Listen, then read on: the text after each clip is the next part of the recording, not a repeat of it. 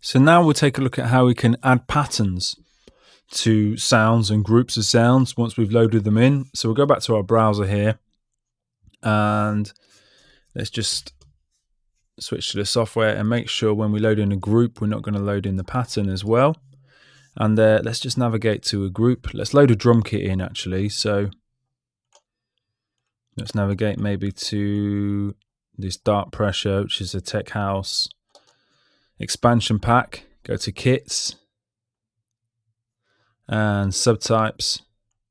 Maybe load in an analog kit. This Tyrant kit. Let's see what this has.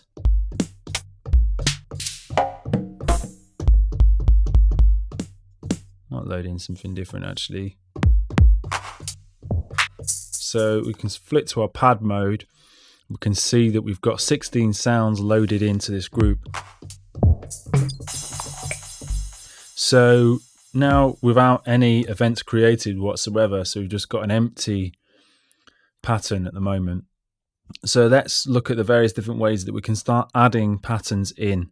So for starters, I'm going to hold select and click on my kick drum, because I'm going to start off by loading some kick drum samples. So with the kick drum selected, let's first look at step mode for adding a sound in. So I can go to my step mode here, and now these 16 pads become steps. So using step mode, I can add events into the sequence or into the pattern, step sequence events. So I've got this kick drum selected, and I can just add 4 kick beats, 4 kick drums, 4x4 pattern.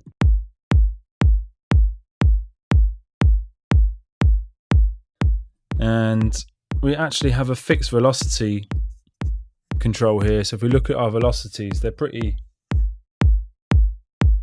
almost the same anyway. If we wanted to adjust these, or for a kick drum, you wanted to ensure all the kick drums that you add to the pattern are going to be at the exact same volume.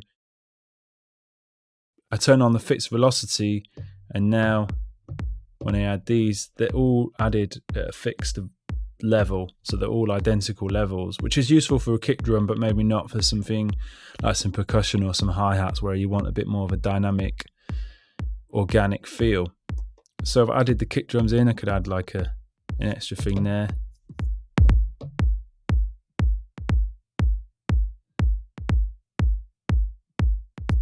And then I could go to my snare. So I hold select to load in a clap even. Go to my clap. And now I've got my clap selected. I can add in some claps. I can take them off and use a fixed velocity to add claps at a fixed velocity amount. Select hi-hat, load in some offbeat hi-hats, take off the fixed velocity. That one's too loud.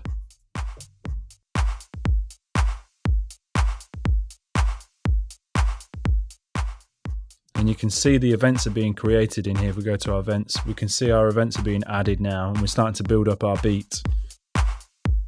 So let's maybe add one more sound via the step sequencing method. Use a tambourine and add some tambourines to this loop. Take off, go out of events, go back into step mode.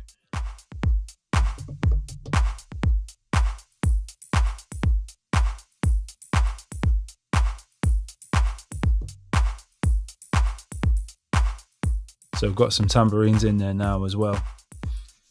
So let's look at the other method for inputting events into a sequence, and that's by recording them.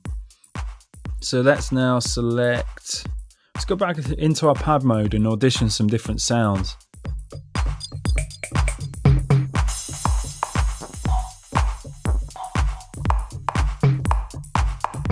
Okay, so we could add some percussion now. Let's actually make the pattern a little bit longer. At the moment, we're just looping over a little 1-bar section. Let's double the length of that pattern. We can do that by holding pattern, and then we get some pattern options up here. So I'm just going to double the length of the pattern. So now you can see we've got a 2-bar pattern happening. Go back to my pad mode. And let's record some of these in live. So all I need to do now is hit record. And now if I start hitting on the pads, that's going to be recorded into the sequence. So start off by adding some of this hit here.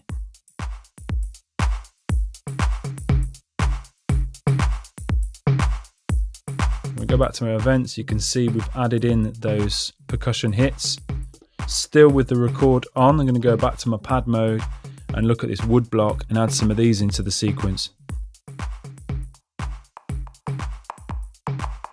And add some wood block sounds into the sequence. You can see them being created there. Come out of record now. And you notice that everything's recorded in time. So we're going to switch to the software now to show you how you can tweak or customize that. So if I go over to my drop down here and go into preferences, and we have this input quantize here, and I've got this set to play and record, which means when we play back and play in pad sounds live, start triggering the pads, it's going to play it back in time, so quantized. And also when I record stuff, it's going to quantize it. So it depends on what kind of sounds you're adding, really, whether you want that to happen. So let's now take that off and put none. And close this, and then let's delete these percussion events that we created. And now let's go back and record some more stuff in live. So back to pad mode.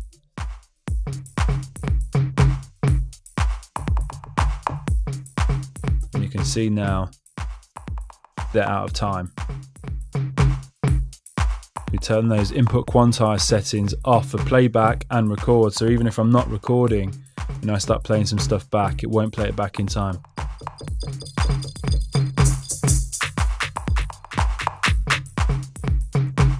So obviously you're going to customize this to how your playing style and the way that you use the controller.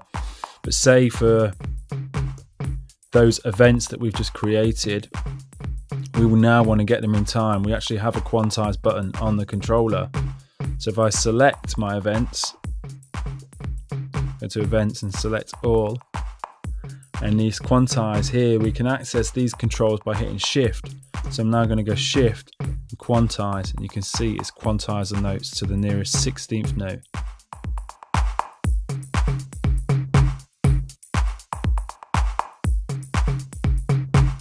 If we didn't like that and we thought it's a bit too rigid, we actually get undo and redo buttons down here. So we can go shift, undo. We can undo that quantize, and we get a button next to the quantize 50%. So this will quantize these notes halfway between the out of time way that I've played them and the nearest 16th note. So now I can go shift, quantize 50%, and it just gets halfway to the nearest 16th note. So you retain some of that more natural feel. And you could do it again and it will get halfway again. So you're going to get closer and closer to the 16th note. Undo. And we have down here, we have undo, redo, step redo. So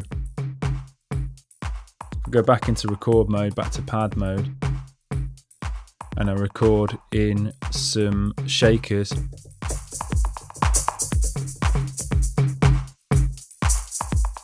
Take it off record, go back to my events. You can see these shakers here. Undo will undo that whole sequence of events. So shift undo, it will take all those shakers out. I can put them back in. So this undo and redo work a bit like a series of events. They will undo and redo. Whereas step undo is just going to undo the very last step. So it's going to undo or take out each individual note. Again, depending on your workflow and what you're trying to do, having those two options is very useful. So I thought I'd record an extra section to this video because we haven't actually discussed the metronome yet regards adding sounds or adding patterns. So let's go ahead and load a couple of sounds on here. I'm going to load a kick drum. That's on my first pad. Any kick drum will do. I'll say any kick drum, not like that. It's the normal punchy kick drum.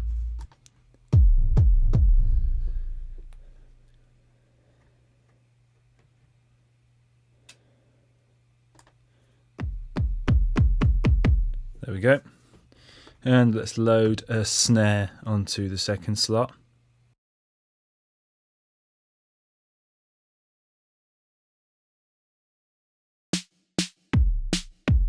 So if I wanted to record this, I haven't now got any frame of reference. If I hit record, oh, turn that off, you know, it's looping over a 1-bar section, but to get it in time, it might be useful to stick the metronome on. So you notice a couple of these, well, quite a lot of the buttons on Maschine are double function buttons, and they'll have the main function in capitals, and then the second function will be in lowercase. And the way to access those second functions is to hold shift. So we've got this tap tempo button here, but if we hold shift, we turn the metronome on.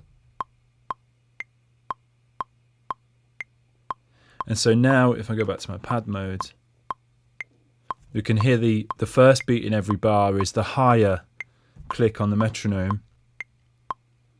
So we've got our frame of reference to record some sounds in, roughly in time.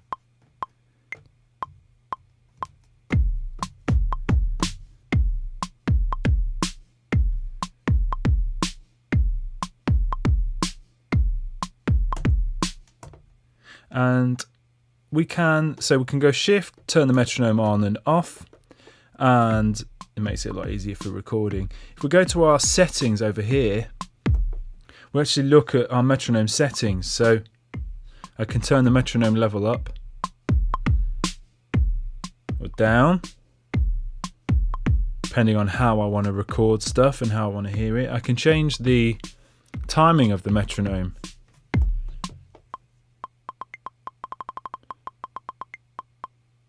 Quarter notes is always going to be more useful because it's just going to provide a metronome for every beat of the bar, but if you wanted to change that, you can, of course. And we've got this auto on here, so I think by default that's how it's set up.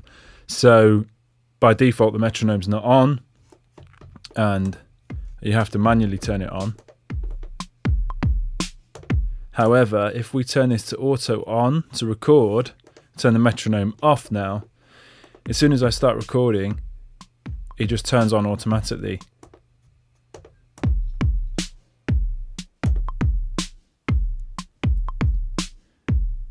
And then we have our counting here as well. So this is linked to this record button. So if you're recording, so if we shift metronome on and we have no counting, or we have 1-bar counting, and means we get 1 bar before we start recording. So if I add another sound into my third sound slot,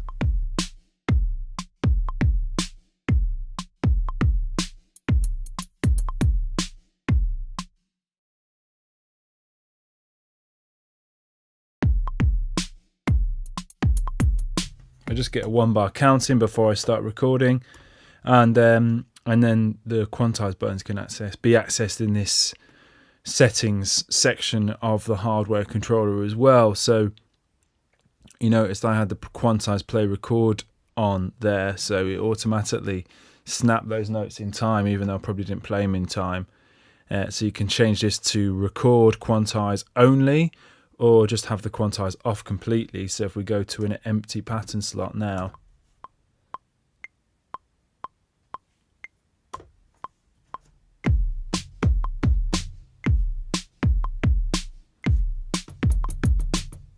you can see that it's no longer automatically in time.